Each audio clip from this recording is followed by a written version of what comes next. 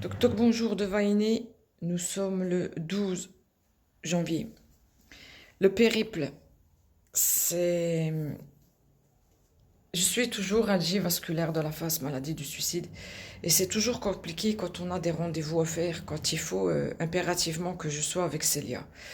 Euh, Comme je l'ai déjà dit, je suis réfractaire à tout traitement quasiment. Je n'ai que l'oxygène qui m'aide. Alors quand il y a des rendez-vous qui sont importants et que je dois être là pour Célia, ben c'est tout, c'est pire que si on partait en vacances. Voilà, c'est pire que si on partait en vacances. Pourquoi? Parce que la semaine prochaine, déjà je dois me préparer en avance. Et la semaine prochaine, on a rendez-vous, comme j'avais déjà expliqué, Célia elle a une subluxation de la mâchoire. Et ben, comme vers chez nous, il n'y a pas de spécialiste, le dentiste l'envoie vers un professeur à 1 heure de route de chez nous. Allez, hein, 1 heure, allez. Donc, tout ça, il faut que ça se prépare. Parce que d'après ce qu'elle m'a dit, il serait amené à faire une infiltration dans la mâchoire de Célia.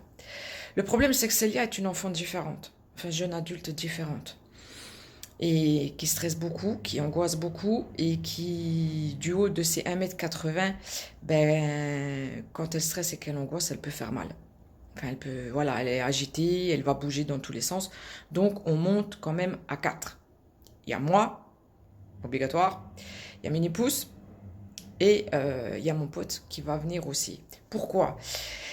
Ben parce que il y a déjà le voyage à faire. Donc, pour moi, ça va déjà être compliqué. Bon, je vais bien emmener tout mon attirail. Je vais avoir ma gouttière, obligatoire, les lunettes de soleil. Je vais avoir ma lavette. Et le plus important, je vais avoir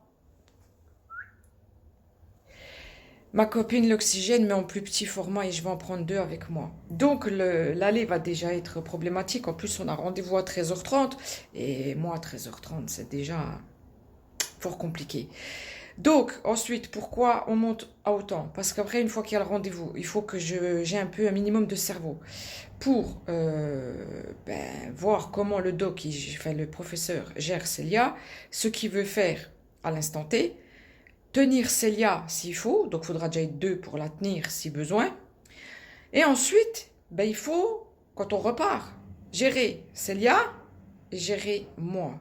Parce que les crises vont être juste d'une puissance, voilà. Parce qu'il y aura la chaleur dans l'hôpital, il y aura les odeurs, il y aura les lumières, il y aura les bruits, enfin bref, il y aura tout ce qui fait que madame va se faire plaisir. Donc le retour va être juste impensable.